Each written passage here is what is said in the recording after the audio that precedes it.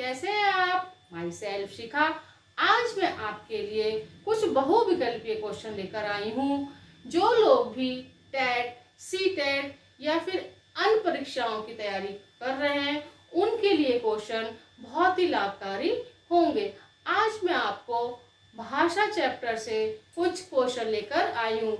ये भाषा चैप्टर मैं आपको पहले भी पढ़ा चुकी हूँ। उन पूरे चैप्टर में से मैं इनसाइड क्वेश्चन लेकर आई हूँ जो आपके लिए बहुत ही ज्यादा हेल्पफुल होंगे। तो चलिए देखते हैं। देखिए,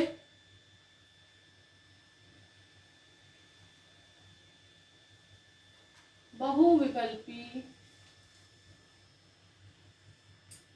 प्रश्न।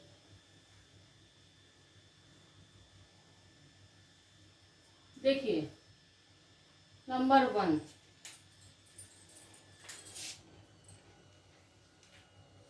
भाषा शब्द की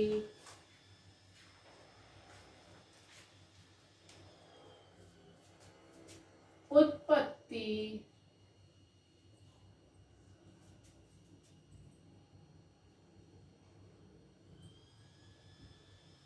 संस्कृत भाषा की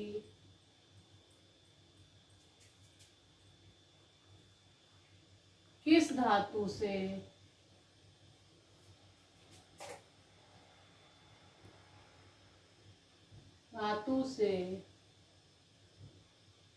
हुई है? क्या क्वेश्चन है? देखिए, भाषा शब्द की उत्पत्ति संस्कृत भाषा की किस धातु से हुई है? तो ये भाषा शब्द की उत्पत्ति किससे हुई है? संस्कृत भाषा से हुई है। लेकिन किस धातु से? ये देखिए, ये तो क्वेश्चन हो गया। अब इसमें ऑप्शन होंगे। देखिए, भाष्य,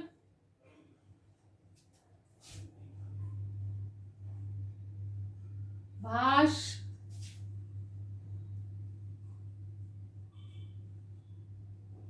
भाष,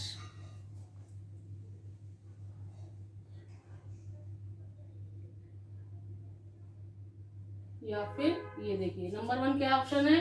भाष्य, नंबर 2 भाष, और नंबर 3 भाष, और नंबर 4 भी भाष। अब आपको ये देखना होगा कि इसमें से कौन सी धातु सही है।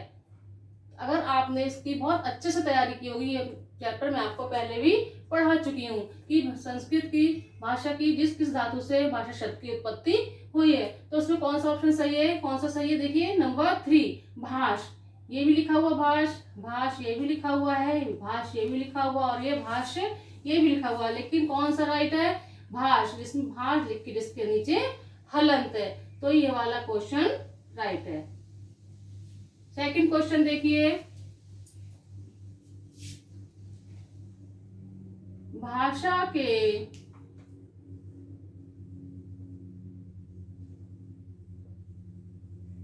कितने रूप होते हैं?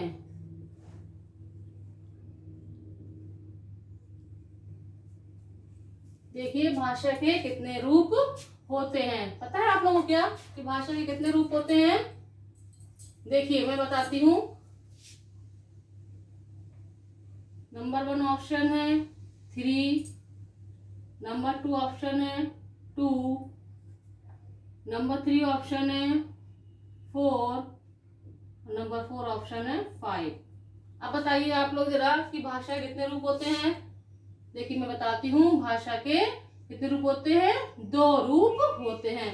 तो क्वेश्चन नंबर 2 का क्या है? ये वाला आंसर सही है कि भाषा के कितने रूप होते हैं। तो हमें मालूम है कि भाषा के 2 रूप होते हैं। कौन से 2 रूप होते हैं? एक होता है लिखित रूप और एक होता है मौखिक रूप। इतना आया ना? अब देखिए थर्ड क्वेश्चन,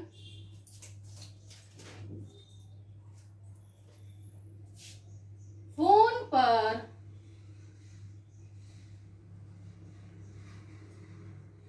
बात करना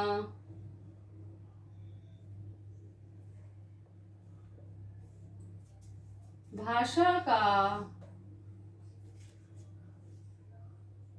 कौन सा रूप है? देखिए क्वेश्चन, फोन पर बात करना भाषा का कौन सा रूप है? आप पहले देखिए आप लोग कि भाई मालूम है भाषा कितने रूप होते हैं? भाषा के दो रूप होते हैं, लिखित भाषा और मौखिक भाषा। अब क्या नेक्स्ट क्वेश्चन है, फोन पर बात करना भाषा का कौन सा रूप है? अब देखिए हम लोग फोन पर बात करते हैं तो क्या लिख के करते हैं? नहीं ना, कैसे करते हैं? मुंह से बात करते हैं ना। तो ये भाषा का कौन सा रूप हो गया? देखिए ऑप्शन नंबर 1 मौखिक रूप, नंबर 2 लिखित रूप, नंबर 3 सांकेतिक रूप, नंबर 4 इनमें से कोई नहीं। अब देखिए एक बार फिर से रिपीट कर रही हूँ कि फोन पर बात करना भाषा का कौन सा रूप है? आप सभी लोगों को मालूम होगा कि जब हम लोग फोन पर बात करते हैं, लिख के तो नहीं करते ना, मुंह से बात करते हैं, तो ये भाषा कौन सा रूप हुआ? मौखिक रूप हुआ। कौन सा हुआ? मौखिक रूप। या तो ये आंसर कौन सा सही हुआ? नंबर 1 मौखिक रूप। तो फोन पर बात करना भाषा का मौखिक रूप है। इतना समझ में आया ना बच्चों आपके? अब देखिए क्वेश्चन नंबर 4।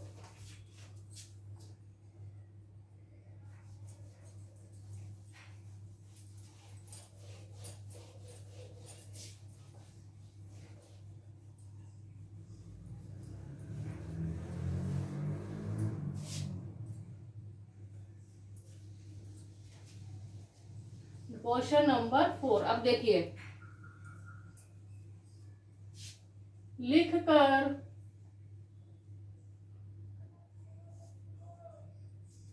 व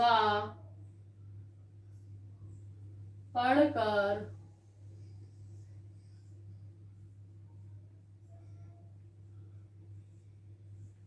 विचारों का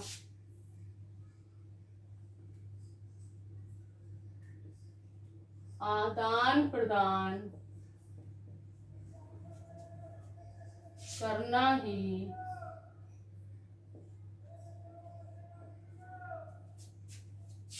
भाषा का कौन सा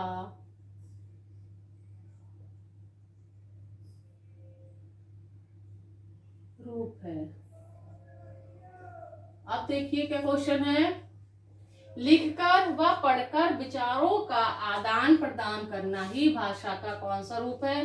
अब हमें मालूम है कि हम कोई चीज लिखकर दूसरों के समझा रहे हैं या दूसरों अपने विचार दूसरों के सामने प्रकट कर रहे हैं, तो ये कौन सा रूप हो जाएगा? हमें क्या मालूम है? लिखकर। तो ये कौन सा रूप हुआ? देखिए पहले ऑप्शन देख लेते हैं।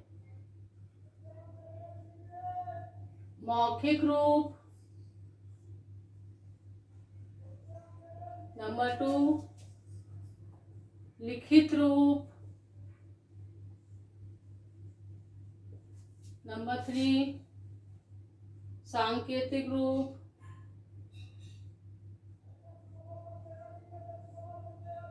नंबर 4 इनमें से कोई नहीं। इनमें से कोई नहीं। अब देखिए कौन सा ऑप्शन है? लिखकर। सामने आपको मालूम हो रहा है कि हम लिखकर कोई भी चीज आदान प्रदान करते हैं, अपने विचार दूसरों को बताते हैं, लिखकर बताते हैं, तो कौन सा रूप हो गया ये भाषा का? लिखित रूप। तो कौन सा ऑप्शन सही है? नंबर 2 वाला ऑप्शन सही है, ये भाषा का लिखित रूप है। अब नंबर देखिए 5 का क्वेश्चन,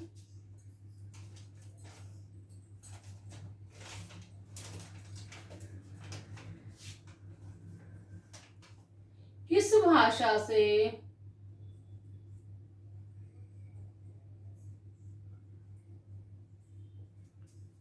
संकेतों व विचारों का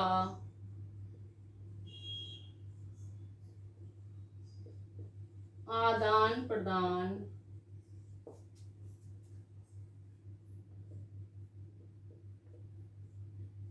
होता है। अब देखिए, किस भाषा से संकेतों व विचारों का आदान प्रदान होता है।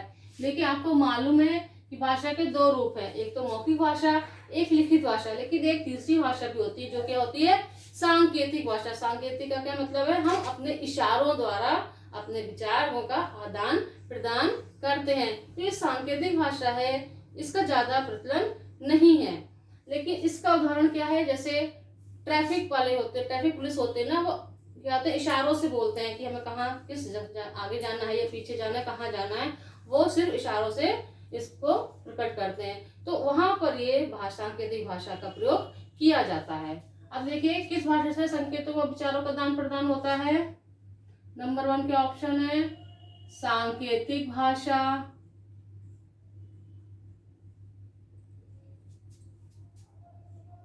नंबर 2 मौखिक भाषा।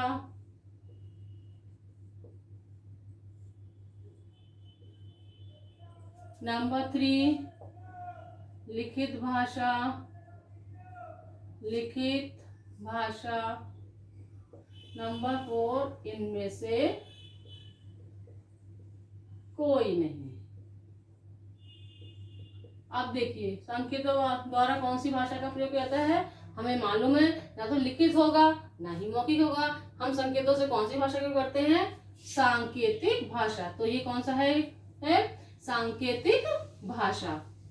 ये जितने भी क्वेश्चन मैं आपको करा रही हूँ, इस पूरा चैप्टर में आपको भाषा वाले चैप्टर में पहले पढ़ा चुकी हूँ। अब देखिए, और आपको ये बहुत अच्छे से लर्न करना है, ताकि आप जो भी एग्जाम की तैयारी कर रहे हैं, आपके बहुत अच्छे से नंबर आए। देखिए, भारत की राष्ट्रभाषा है। अब कौन सी राष्ट्रभाषा है भारत की, देखिए ऑप्शन, अंग्रेजी, number 2 Hindi, number 3 Urdu, number 4 Punjabi. अब हम सबको मालूम है, यदि मैं बहुत अच्छे से चैप्टर रीड करा होगा, समझा होगा, तो हमें मालूम है कि भारत की राष्ट्रभाषा कौन सी है। भारत की राष्ट्रभाषा कौन सी है, अंग्रेजी तो है नहीं, ना ही उर्दू है, ना ही पंजाबी। तो कौन सी है भारत की राष्ट्रभाषा, हिंदी है। कौन सी है, हिंदी भारत की हमारी राष्ट्रभाषा है। नेक्स्ट क्वेश्चन देखिए, इतना समझ में आया ना आप सब लोगों के। अब देखिए क्वेश्चन नंबर 7।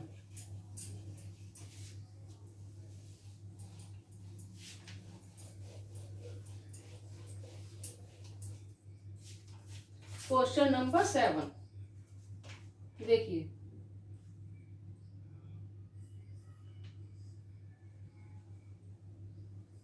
हिंदी दिवस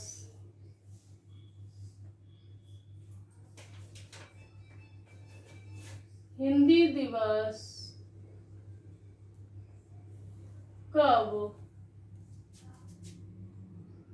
मनाया जाता है। क्या क्वेश्चन है कि हिंदी दिवस कब मनाया जाता है। ये क्वेश्चन तो हम सभी लोगों को अच्छे से मालूम होगा कि हिंदी दिवस कब मनाया जाता है। देखिए ऑप्शन, 2 सितंबर, नंबर 2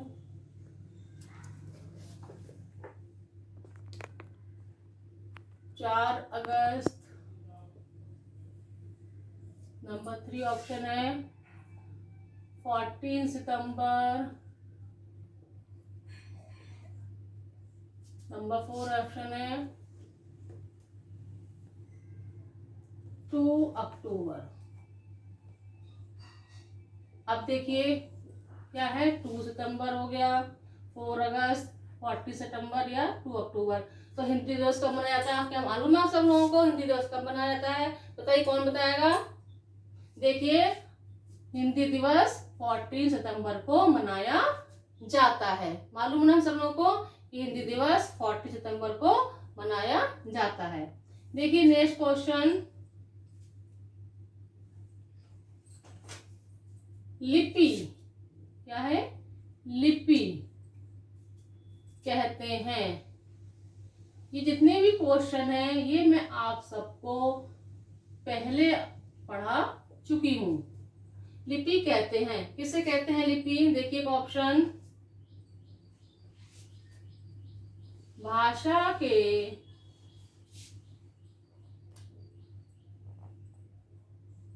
शुद्ध रूप को, नंबर 2 भाषा के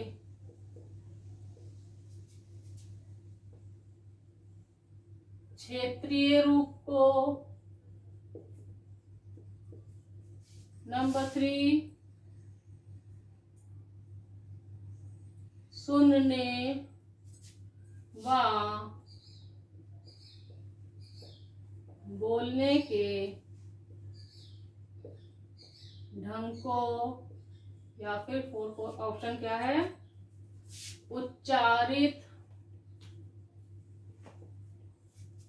ध्वनियों को, उच्चारित ध्वनियों के लिखित रूप को। देखिए लिपि किसे कहते हैं, किसे कहते हैं लिपि, ये भी मैं आपको पहले समझा चुकी हूँ भाषा चैप्टर में।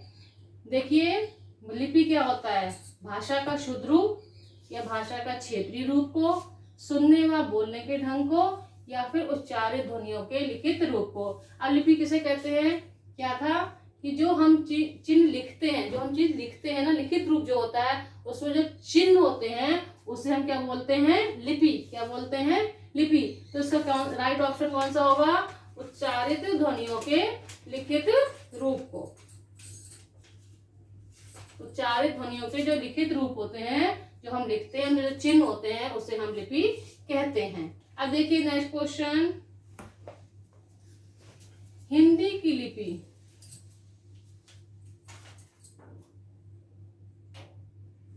हिंदी की लिपि कौन सी है?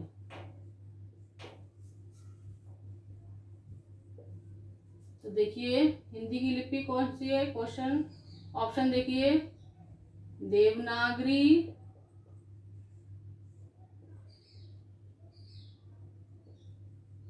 उर्दू, नंबर 3 गुरुमुखी, या फिर रोमन। अब देखिए हिंदी की लिपि कौन सी है, तो हमें मालूम है जो भी हम जैसे हिंदी भाषा हम लिख रहे हैं, हम संस्कृत भाषा लिख रहे हैं, ये सबकी लिपि कौन सी होती है, हमें मालूम है कि हिंदी की लिपि देवनागरी है। उर्दू भी नहीं है, गुरुमुखी भी नहीं है, और रोमन भी नहीं है। ये जो लिपियां हैं उनकी भाषा क्या है वो हम लोग को पता है। तो हिंदी की लिपि कौन सी है, हिंदी की लिपि होती है देवनागरी। तो राइट ऑप्शन कौन सा है, देवनागरी। हिंदी की लिपि देवनागरी है। इतना समझ में आया ना बच्चों आपको? अगर आप सब लोग जो मेरे क्वेश्चन है, एमसीक्यू जो क्वेश्चन में लेकर आई हूँ, उसकी अच्छी तैयारी करेंगे तो आप सब लोगों के लिए बहुत ज्यादा हेल्पफुल होंगे। देखिए एक दो क्वेश्चन और देख लीजिए।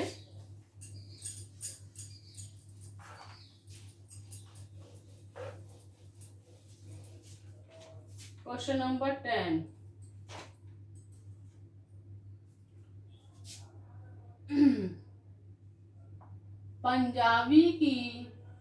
पंजाबी भाषा की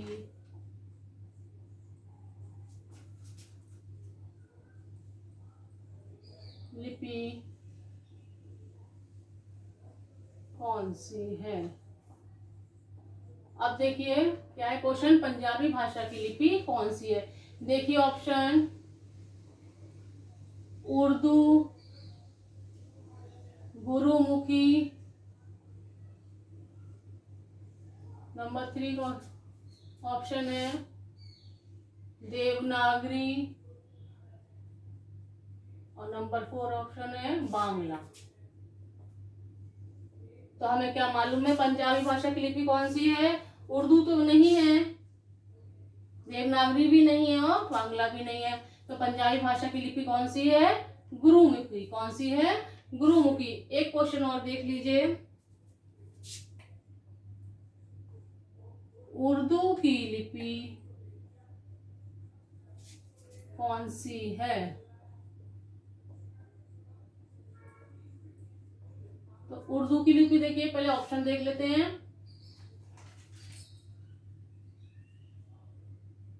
देखिए ऑप्शन, देवनागरी, नंबर 2 फारसी, नंबर 3 ऑप्शन है रोमन और नंबर 4 ऑप्शन है गुरुमुखी। तो हमें मालूम है क्या कि उर्दू की लिपि कौन सी है? उर्दू की लिपि कौन सी है? देवनागरी तो नहीं है, तो हिंदी की है। रोमन किसकी है? अंग्रेजी भाषा की है। और गुरुमुखी किसकी है? पंजाबी भाषा की है। तो उर्दू की लिपि कौन सी होगी? नंबर 2 फारसी। तो ये वाला ऑप्शन सही है। एक क्वेश्चन और देख लीजिए, व्याकरण के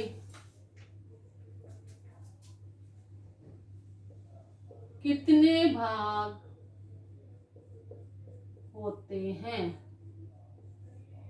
ये क्वेश्चन भी मैं आपको पहले बता चुकी हूं कि व्याकरण के कितने भाग होते हैं। देखिए option 4, number 2 option 3, number 3 option 4 sorry 5 और नंबर 4 ऑप्शन है 1। तो व्याकरण कितने भाग होते हैं हमें मालूम है, मैंने आपको बता चुकी हूँ पहले भी कि व्याकरण के 3 भाग होते हैं, वर्ण विचार, शब्द विचार और वाक्य विचार। तो कौन सा ऑप्शन सही है कि व्याकरण के कितने भाग होते हैं? व्याकरण के 3 भाग होते हैं। तो इसका कौन सा ऑप्शन सही है? 3, कि व्याकरण के 3 भाग होते हैं। तो आज मैंने आपको भाषा चैप्टर से जितने भी एमसीक्यू क्वेश्चन है वो अब मैं आपके लिए लेकर आई थी। आशा है कि आप सब लोग इसकी बहुत अच्छे से तैयारी करेंगे और जो पूछना है वो प्लीज कमेंट बॉक्स में कमेंट कर सकते हैं। Thank you.